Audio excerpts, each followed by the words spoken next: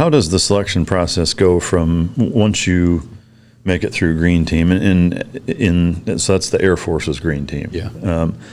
Is the attrition rate high in that? Not too bad. So selection usually weeds people out. So you do selection again, right? Yeah. So I've done selection years before, do it again. And once you select guys, your job now is to train them and to develop them and make them successful. And so you really don't want to attrit guys through the process. Yeah. We lost a few people along the process, for a myriad of different things, whether it be, safety violations, those kind of things get you fired. Yeah. But really at that point you're in and they want to make you successful.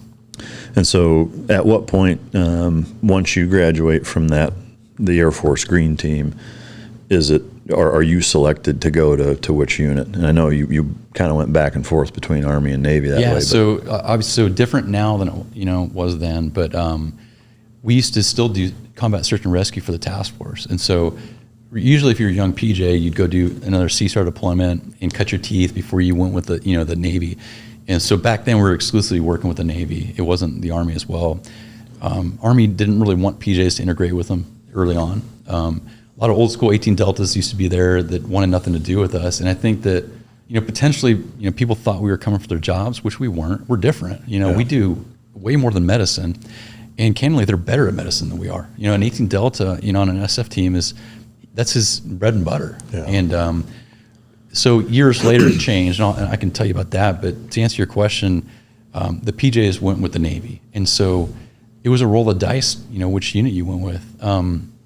My first experience going up there, after my first, I came back from a CSAR deployment, from Iraq, and I went up to Virginia Beach, and I'm like, man, it was a little bit intimidating, because you're still this young punk kid.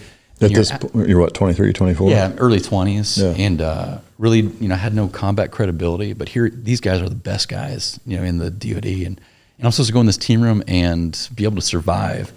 And from your time in the teams that there's a hierarchy. Yeah. And I have no idea what this network's like. I don't know who's the top dog. I didn't know what an LPO was. Yeah. And so I'm learning Navy vernacular, right? I'm trying to prove myself to be competent. Got to keep my mouth shut, not piss anybody off. And some squadrons, treated the Air Force guys like crap. Yeah. And so through the years, there's always the squadrons that were great to the Air Force and ones that would trash them. And it's it's cyclical, right? Because it's leadership. It's what their experience was. Some of it's got to have to do with the Air Force guys too, right? Yeah, absolutely. Some I'm sure. Different personalities. Like this is what 04, 05? Yeah. Yeah. So kind of right at the start of the height of everything. So, in terms of proving yourself, did you ever get the impression that there's almost a dismissiveness, not even necessarily in a bad way, but it's like, yeah, you got to prove yourself on certain things, safety-wise and competency-wise, but because you're not one of us, so to speak, is that they kind of almost give you a pass, or was there none of that? I don't know. So if you outshoot them on the range, you're getting taped up. They're not happy about that. Did that happen? Some of the guys we have are good shots. I'll just put it that way. Yeah. But when that happens, that's when you keep your mouth shut. Yeah. You don't smile. Yeah. You just go back there and keep loading mags. And but the other thing is proficiency, right? Like, can we hold our own jumping? Absolutely. Can we hold our own? On the physical side of what we're doing? Yeah. But so now I think the biggest discriminator and being with those teams is CQB, and that's their bread and butter. That's what they live for. And so, being able to be integrated with this, this train that's moving and not be in the way. And if you're tapped to go in there, to know what you're doing, not mess things up. And guys are operating at a higher level of proficiency than I did when I first came in. They focus way more on CQB to get them at a higher proficiency level, recognizing that it's not our bread and butter. But there is an expectation, man. You're a soft guy. Yeah. And so, and especially is meaningful when you're doing like shipboard stuff, because the first time I did an underway, you're doing one-man clearances, in these cruise ships, and you got to know what you're doing, and you got to know how to find the team, you got to communicate, and not get stuck in a stairwell for 2 hours because they left you there. Were there some train wreck fucking stories of some of you guys there where it just went disastrously bad? Yeah, we've had guys get fired from up there. Some of it's fit. Fit's really important to everybody's selection. How do they fit in the team room? We've had guys go up there and just not fit. They were sent home. Yeah. And so at the 24th on the backside, when you receive a guy who gets fired, now what do you do with them? Yeah. Do you plug him in with another squadron? And so a lot of it's personality based. Some guys, and if they have a really good relationship with the troop chief or the leadership there, then probably send that guy back there, right? Yeah. And I think something that I always relayed to our young guys when they went through Green Team, when I was a leader within the unit, is that remember, you're with them, you're not a part of them. It's their tribe. We're guests there. It doesn't mean you can't kick ass and do great things and have friends up there and do all those things, but you got to remember, you're not one of them. You come back and you're part of us. Yeah. And that's a really hard dynamic for people to wrap their heads around, right? Yeah. Here I am with these guys for, pre-alert, alert, deployment, and you come home and, then I got to go back to North Carolina and, assimilate with that organization. Yeah. It kind of reminds me of, on the vanilla side, like the special boat guys a little bit. Same kind of thing. Like we spend a fair bit of time with them during workup, get to know them, friends, hang out sometimes, deploy together in some instances and whatever. But ultimately, like there's still a difference between the two of them type of thing. Is it? I think once you come to terms with that, ego is involved. And I remember thinking like, well, shoot, I'm a tier 1 guy. Like here I am. And, but then you got to recognize that this is their party and I'm grateful to be here because you're going to get on the best missions. Yeah. You know what I mean? You're going to be part of the cool stuff that happens in DoD, and you've paid your entry to get there by your competence and training, and to stay there now you need to perform. Yeah. And I remember there was guys that wouldn't even like acknowledge. Some guys would call me backpack because I'd be the guy with the rucksack in the hallway. Get the hell out of here. And after a few rotations, you start showing that you're competent. Yeah. The relationships change, and so. It takes time, though, with every organization. Did you ever have any instances where you weren't a good fit, or you got into it with the guys, or there was any kind of pissing contest type stuff?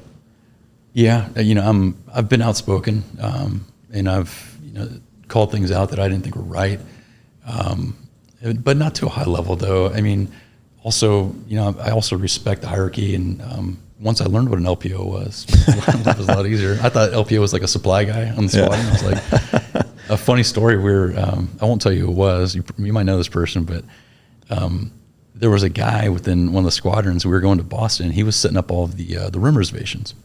And they called him the LPO. And I probably should have just Googled it. Back then I didn't have a smartphone, but he was doing all the setup. So I figured he was the supply guy, for the squadron. Turns out he was like this pipe hitting dude. Yeah. And so we're in Boston, this line to check in the hotel. And I'm like, hey man, I was like, how's it going? And I introduced myself to him. I was like, so you're the supply guy for the squadron? And he just looks at me like he's going to punch me in the teeth. And I'm like, oh man, I think I jacked that up, didn't I? Yeah. And so he didn't talk to me for like 2 rotations. And then the 3rd rotation, he was like, hey Chad, you're with my team. And I'm like, you know my name? Like, you're still in supply? Yeah, he's still supply guy. So I saw him at a restaurant in Boston, just a separate trip later on, a few years later, and he walked by my table, and I said, excuse me, waiter.